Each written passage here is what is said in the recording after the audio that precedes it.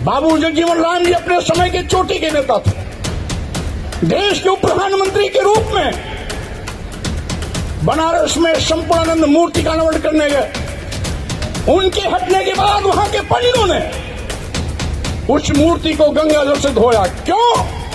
इसलिए कि बाबू जगजीवन राम जी दलित समाज में पैदा हुए। कालिदास मार्ग स्थित मुख्यमंत्री आवास को गंगा जल से धुलवाया था। क्यों? क्योंकि अखिलेश यादव जी इनकी व्यवस्था के अनुसार शूद्र समाज में पैदा हुए हैं। मनुस्मृति से चलेगा या भारतीय संविधान से चलेगा?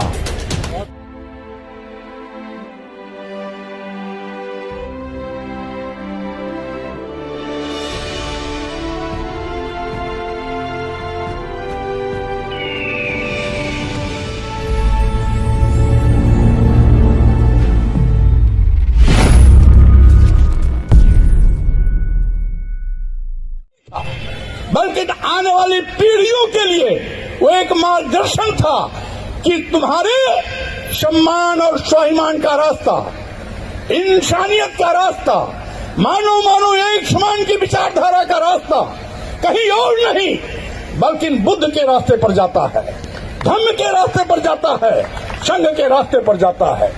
इसीलिए साथियों मैं कहना चाहता हूं, आज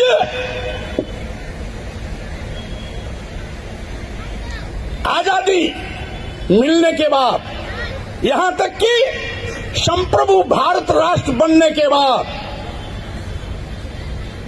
और गणतांत्रिक भारत का संविधान लागू होने के बाद भी जातिवाद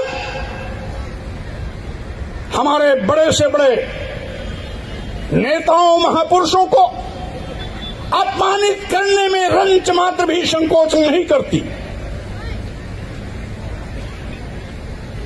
आपको याद होगा, बाबू जगजीवन राम जी अपने समय के चोटी के नेता थे। देश के उप प्रधानमंत्री के रूप में बनारस में संपूर्णानंद मूर्ति का अनावरण करने गए। उनके हटने के बाद वहां के पंडितों ने उस मूर्ति को गंगा जल से धोया। क्यों? इसलिए कि बाबू जगजीवन राम जी दलित समाज में पैदा हुए थे। अभी कुछ महीने पहले हमारे देश के प्रथम नागरिक राष्ट्रपति के रूप में महामहिम रामनाथ कोविंद जी राष्ट्रपति रहते राजस्थान के पुष्कर ब्रह्मा मंदिर में दर्शन करने के लिए से गए थे। वहां के पंडितों ने उनको मंदिर के अंदर नहीं जाने दिया। यद्यपि राष्ट्रपति अपने अधिकार का अगर उपयोग करते तो सारे मंदिर के पंडा पुजारियों को जेल भेज सकते थे, लेकिन उन्होंने अपनी मर्यादा का ध्यान रखते हुए वहां से वापस आना उचित समझा, वापस आ गए। देश का सर्वोच्च पद राष्ट्र सुशोभित करने वाला व्यक्ति भी इसलिए अपमानित होता है क्योंकि वो दलित समाज में पैदा होता है। यही नहीं, उत्तर प्रदेश के मुख्यमंत्री अखिलेश यादव जी 2017 में जब मुख्यमंत्री आवास खाली करते हैं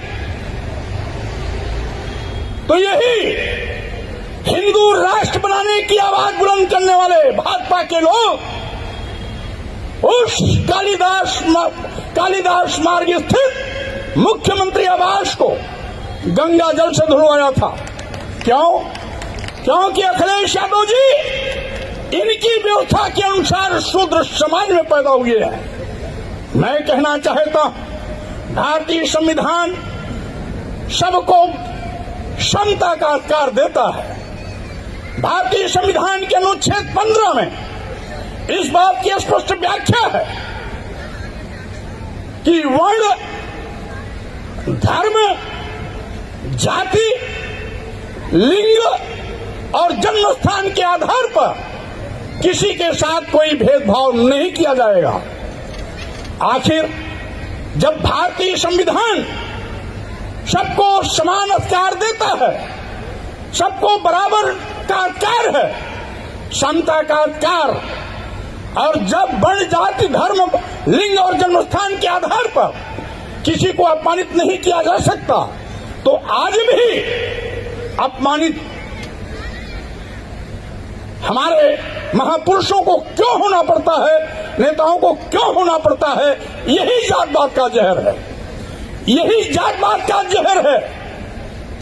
और जब भारतीय संविधान के निर्देशों के क्रम में हमने आवाज उठाई कि जाति सूचक शब्दों का प्रयोग कर गालियां देना बंद करो, जाति के नाम पर नीच और अधम कहना बंद करो, एक वर्ग और वर्ण विशेष को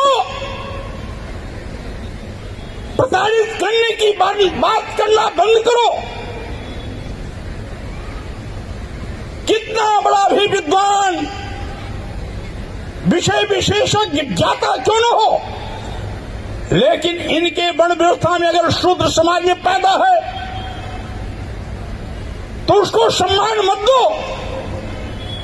और अगर इनके तथाकथित उस वर्ण व्यवस्था के पहले पायदान अगर ब्राह्मण व्यवस्था में पैदा हुआ तो कितना भी शील गुणहीन क्यों न हो, यानी चोर हो, लंपट हो, व्यभिचारी हो, दुराचारी हो, देशद्रोही हो, फिर भी उसका सम्मान करो क्योंकि वो ब्राह्मण समाज में पैदा हुआ है। क्या यही तुलसी बाबा का न्याय है? मैं कहना चाहता हूं, इसीलिए मैंने कहा गाली देना धर्म का हिस्सा नहीं है। किसी भी धर्म का मकसद किसी को अपमानित करना नहीं है। तो मैं कहना चाहता हूं साथियों, आज देश मनुस्मृति से चलेगा या भारतीय संविधान से चलेगा? हिंदू राष्ट्र का नारा लगाने वाले, संविधान की कसम खाने वाले माननीय प्रधानमंत्री जी और आपकी पार्टी के मुख्यमंत्रियों से मैं पूछना चाहता हूं, संविधान की कसम खा करके संवैधानिक उत्तरदायित्व का निर्वहन करने वाले लोग संविधान की मंशा के विपरीत आचरण कैसे कर सकते हैं? आज इसका मतलब प्रधानमंत्री और मुख्यमंत्रीगण जब खुद संविधान विरोधी हैं तो इस संविधान की रक्षा क्या करेंगे?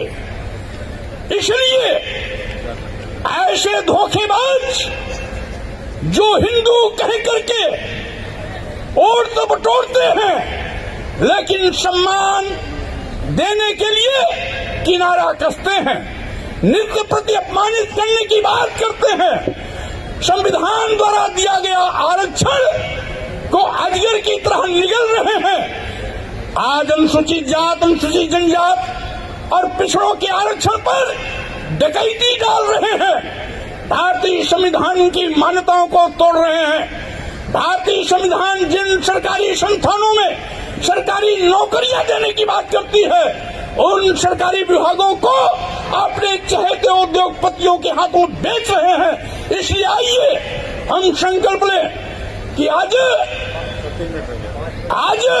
हम भगवान बुद्ध के विचारों पर चलते हुए अपने सम्मान और स्वाभिमान की रक्षा करें, देश की रक्षा करें, संविधान की रक्षा करें और साथ ही साथ आज गर्व से कहना है, संविधान बचाना है तो भाजपा को हटाना है, इस नारे के साथ आगे बढ़ना होगा। आज देश को बचाना है, देश को बचाना है तो भाजपा को हटाना है, संविधान को बचाना है तो भाजपा को हटाना है। इन्हीं शब्दों के साथ मैं आप सबको बहुत बहुत धन्यवाद देते हुए अपनी बात पर विराम देता हूँ। जय भीम, जय भारत, नमो बुद्धाय।